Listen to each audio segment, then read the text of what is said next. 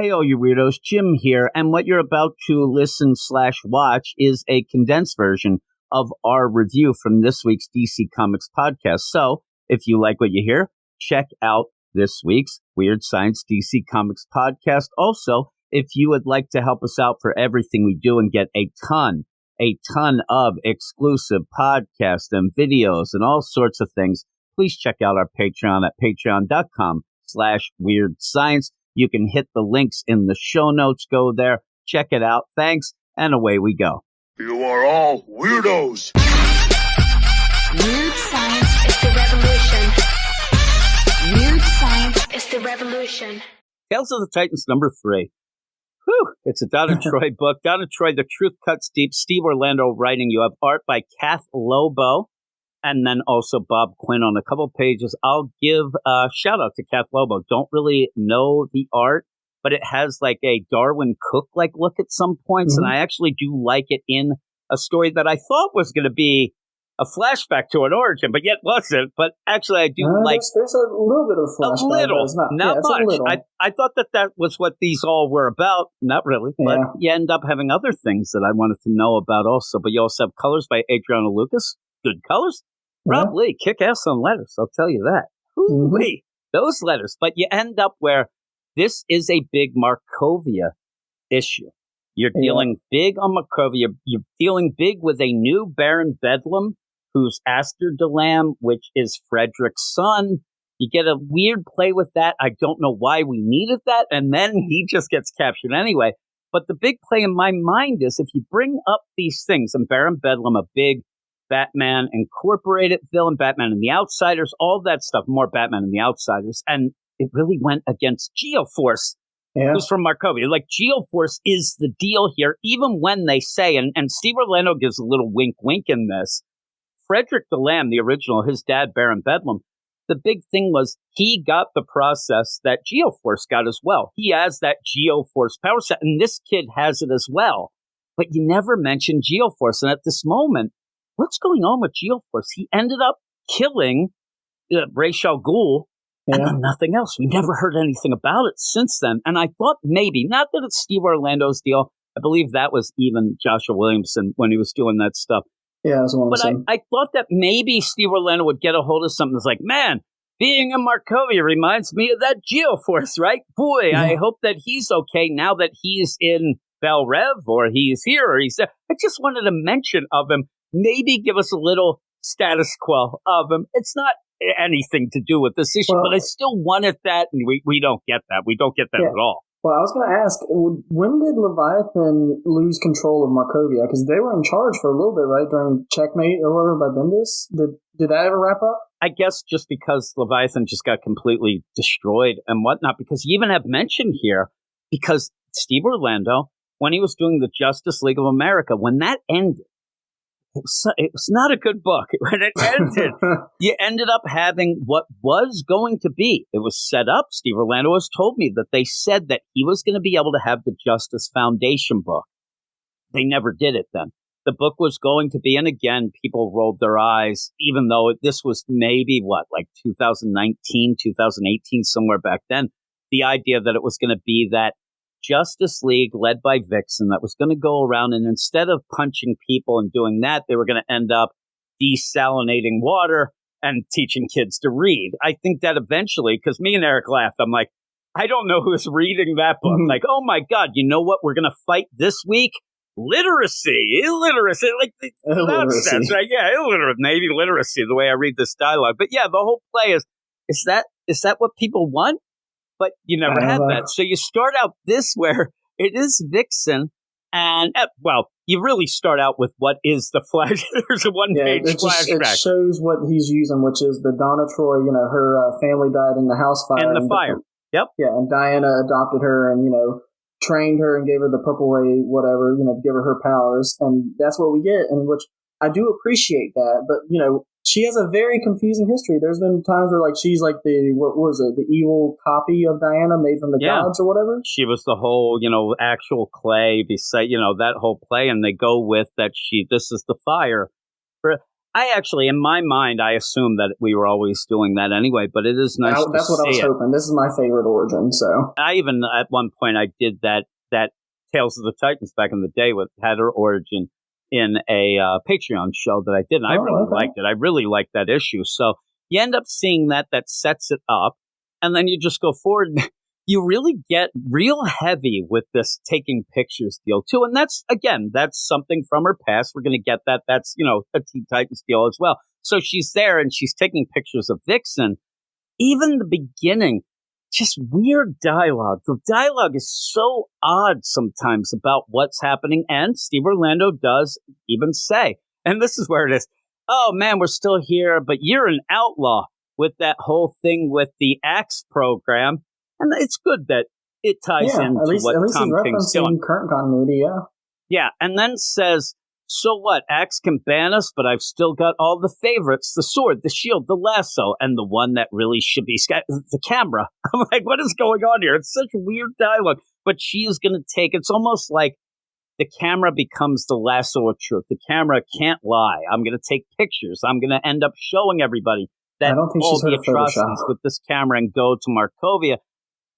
No, I'm like, especially in the time of AI and deep fakes, I'm like, I don't know about this, but she's going to go. She's going to snap them pictures, and she wants to know, hey, Vixen, can you end up helping? I got to go take down this Baron Bedlam. And she's like, well, I might be able to, but I can't right now. There's mention of the Nazis that Baron Bedlam was big on, but the whole play is that you're going to have to go. And even Donna's like, I'm going to go, and I'm going to make this right. I'm going to fly off. And then off she goes. And then you have, like, again, Steve Orlando seemingly knows, at least some things and says, oh, I didn't see your, flying horse double park. What are you going to do? And she says, hey, I got a ride. And then she's just jumping out of a plane. There are some weird progressions here. Did you know who the pilot is? The pilot is actually Fury from before. Yeah, okay. I had to look that up. I was like, who the hell is this one? Because when they said Helena, I was like, that's not Huntress. And it's like, oh, she fought Nazis. And I was just like, I am so confused right now. So I had to Google it. And this Helena Cosmatos is Fury. She's an Amazon that at one point was even taking the place of the Golden Age Hippolyta. They end up there's a long running, but her big thing was she's Italian, the fascists, and then her brother joined up with the Nazis, and she's really against Nazis. I think that if you want to get anybody to ride you anywhere, if there's Nazis involved, call this Helena. She's in. She does it. And it's kind of a fun little play. And again, this is just a side little wink, wink. Hey, this character, but it makes sense. It's okay. Yeah, it does. So she goes down. This is where, again, the progression, where I like that. She goes to the Marcovian border. It's Donna Troy. She's got powers. She just starts sprinting. And then the next page, she's just ripping tanks apart. And I kind of wanted something in between. And she's just ripping tanks and then grabbing people out of holes and cages. And then this is the best. Then she just takes pictures as she beats them up. I swear to God that what she's doing here, she destroys the tank, right? Everything's on fire. People are knocked out. She tells these kids, they look like kids, okay, hi, I'm Donna. Anyone want to go home? And they're like, yeah. And she goes, okay, well, run past that burning tank really fast. I want to take your picture. Like she's doing like real-time Photoshop. The wolves are going to get you. Run into there. I'm going to take your picture because I don't really care if you get home, but I need the evidence that shit's gone wrong. It's weird the way she takes these pictures. She should have taken the pictures first of the military and then go and with help the kids. And yes, exactly. These pictures are like, it looks like they're just doing random sprints. They're just running. And she's just letting them go. And then the next deal, and you have her going through. Gorgrad. Oh my God, I lassoed a tank. Oh, you kids run, snap. Why are you taking the pictures afterwards? It's so weird. And she keeps doing this. You can take the pictures when you're doing the reconnaissance. Like, come on. You have to show the atrocity, not them running away from it. I'm saying she goes to the UN now and says, here are the pictures. Look. And the UN's like, looks like they're okay. They're running. Yeah, a lot of kids running around in the woods at night. What's up with that? Yeah, she's like, oh my God, the cage was before. Jimmy Olsen is like grinding his teeth as he sees these pictures because they're nonsense. We got pictures of you going into a foreign country and wrecking shit. Yeah, and kids running. It's like she has this weird idea that these kids running pictures are going to be all the rage. So she's doing that. She ends up getting hit by a flamethrower. Her camera's there. You pointed out to me, like, her camera's fine there. But even the progression is she's there. She's looking at, hey, what do these pictures look like? A guy comes up and says, outsiders deserve nothing less than this. Because she says, disgusting. And then you just have these weird dialogue again. Girl of Wonder, that's a peace rifle. Not like Earth's core. Power, just like the Barons. How's it feel? I think Donna's like, what's going on? I know that they're talking a different language. Like, yeah, what's happening here? Because I don't get what you just said. Please, back up. Peaceful rifle? Like, what? And then she's just like, I feel. And she says, weak.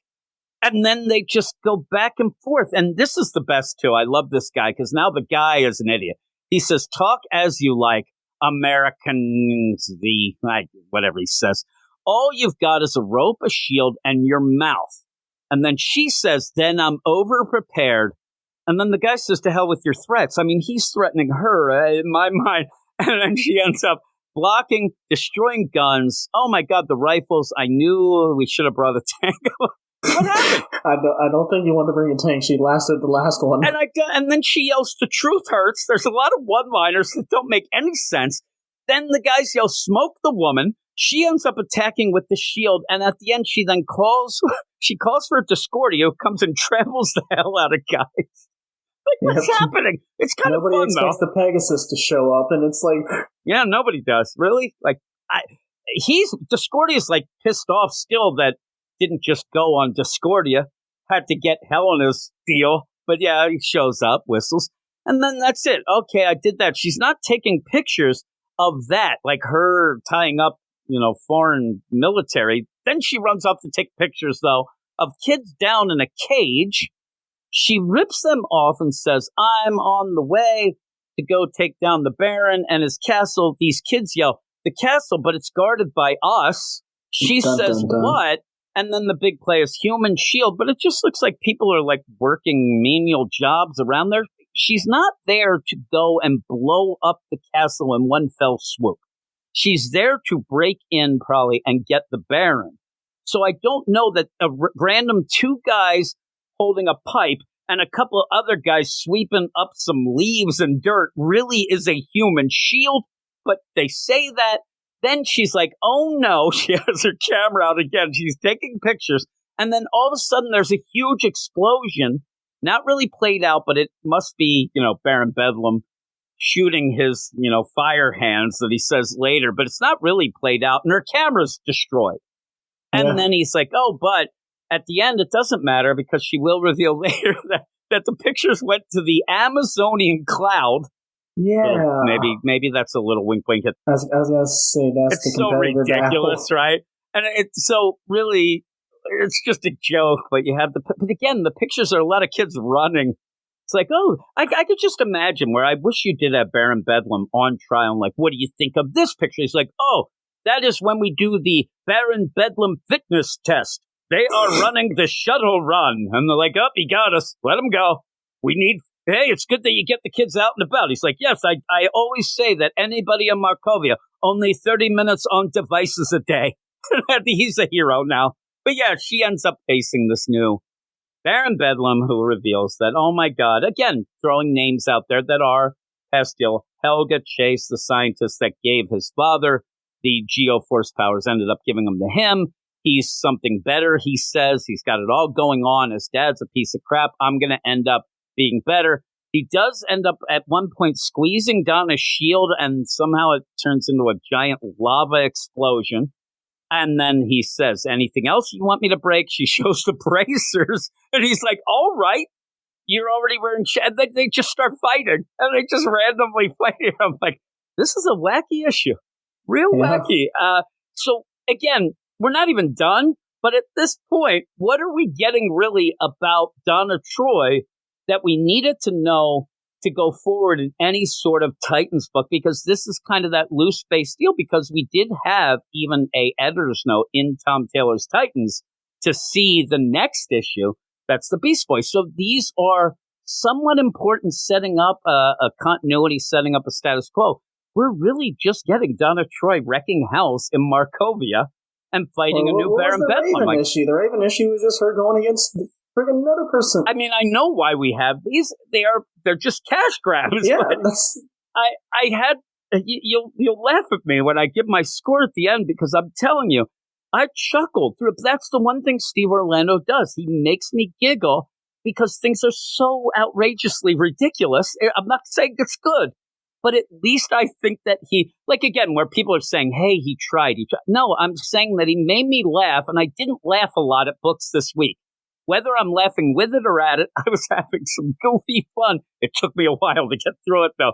But this big play of this Baron Bedlam, a new Baron Bedlam, has no connection to Donna Troy. Really, this whole play, like, do something where it has some sort of connection, but she ends up where, I'm going to take you down. I'm going to kill you. Hey, you don't have your pictures. No, they're in the cloud. And then just throws Baron Bedlam into the bay, which I do like, where he's like laying there like he's like having a good old time, like he's having me in the pool. And then she goes to free everybody from the castle. At one point, there's like a person tied down, weird stuff. And it looks like the human shield people, the prisoners, they took it to the guards. They ended up turning it on them. You end up meeting this girl like, hey, this is pretty cool. My name's Donna. What's up with you? I'm Svetita. It means bright. And then says, really? I don't know. There's some weird people in Marcovia that kind of liked it the way the Baron was doing it. I think they might fight back. And then you end up, no, they'll not just fight us. They'll have to fight all of us. And then the girl like gives a salute, or maybe the sun is in her eyes. And then soon after, this is my another favorite here. They just went through all of that, right? The freedom, the Justice Foundation now shows up. Like, all the work's done, Vixen, please. And you do get, and all this is to get a shout out to all of the characters that Steve Orlando had in his Justice League of America, including, Gregorio there. You have Strange Visitor. You end up having Aztec, some characters that I really did like back in the day. It's just wacky stories. And I do like that he is right with this. You can't let Baron Bedlam touch the ground, or he's going to end up having some, issues with his powers. So they have him in a ball, and then they go with the whole Nazi deal. Now, all of a sudden, the pictures that we see, they end up being the ones that we said you should have been taking, though she didn't seem to be. Also, they're like, and look at this alleyway of barbed wire. All right, it looks crazy. You're in trouble. And then they're just pulling down Baron Bedlam's statue like it's Saddam Hussein, something like that. It gets wacky at the end. Yeah. He's there. I love, too, where he's at The Hague facing war crime deals, but he's in that bubble just floating in the air like a goofball. We better watch out, because it might be one of them bubbles in Flash, and he's going to zip off into the space without any explanation, or turn inside out. But yeah, I'm telling you. I don't think anybody would miss him. No, I'm like, there's insight, there's these things. And where I do like it, too, is after all this, it's like, oh, my God, I love, hey, did you get those pictures of all of the atrocities? I certainly did, and it was fun. Hey, let's have a sandwich and laugh. They're there laughing. Like, what happened in this deal? And so overall, the one thing, though, that will give my score as well, the cliffhanger is pretty interesting, but at that point, you end kind of the story. Then we have an epilogue. But the story, legitimately, can't say this with every story, not even this week. It did have a beginning, it had a middle, and it had an end. It was a bullshit end, but it ended. It had a one-shot deal that actually ended with Baron Bedlam being arrested, and he is now facing war crime trial nonsense. So all of it is a lot of wackiness, but it did end up having a beginning, middle, end that seems like that's a given, but not anymore. But then we have an epilogue where she's talking to Nightwing. And the weird play is, it's like weird dialogue of back and forth of, what this is and how you have it easier, but you're better. Oh, you're great. No, you're great. No, you're great. All right, I'm Wonder Girl. And she's like punching into the air. I'm like, I don't even know what they said to each other. They just started babbling shit. And then you do have what is the best, though. This actually, of all the things in this, you do have an ending where somebody is sending letters to Donna. I don't know why she hasn't been opening them before. the guy ends up saying that, hey, and I'll give the guy credit too, he hand wrote it. He didn't just, type it up or do like AI, like Chat GPT. I am Donna's dad. Please write a, note that says that I'm sorry that I haven't seen her. It ends up looking like she might be able to find her actual father. And that is something that might turn into something cool in the Titans book. Maybe, if you end up if this is that connection, you're setting things up, maybe that sets up something that you can do.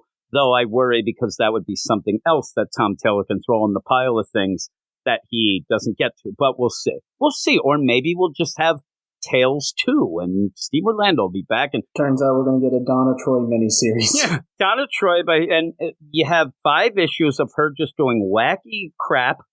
And then at the end, we'll find out who the dad is. Even as a picture, looks legit. Eventually, her son's going to show up. He just got brought back. Yeah. I'm looking too in the deal. That was what this issue should have been. Like, she got reunited with him, and he's like, "Why'd you give me up?" And she's like, "It's a long story. I didn't give you up. You died." That would be great. She's like, "Listen, it involved parallax or something. I mean, they blame parallax for everything with time distortion and things." But I do like, and I will say that picture of the family that's in the letter, it actually looks to me like it's almost like Joelle Jones art in that one picture. It looks like that face and stuff looks like that to me. I like that. I like the ending, beginning, middle, end. But what would you give this? Yeah, so originally I was just going to give it like a 5 because I thought, there's nothing bad about it, but I didn't really get a lot of enjoyment out of it. But talking to you about it, having a little bit of fun, shooting the craps, I'll give it a 5.5. I'm a 6. And to me, that's kind of a solid 6 for something as wacky as this. You are all weirdos. Weird science is the revolution. Weird science is the revolution.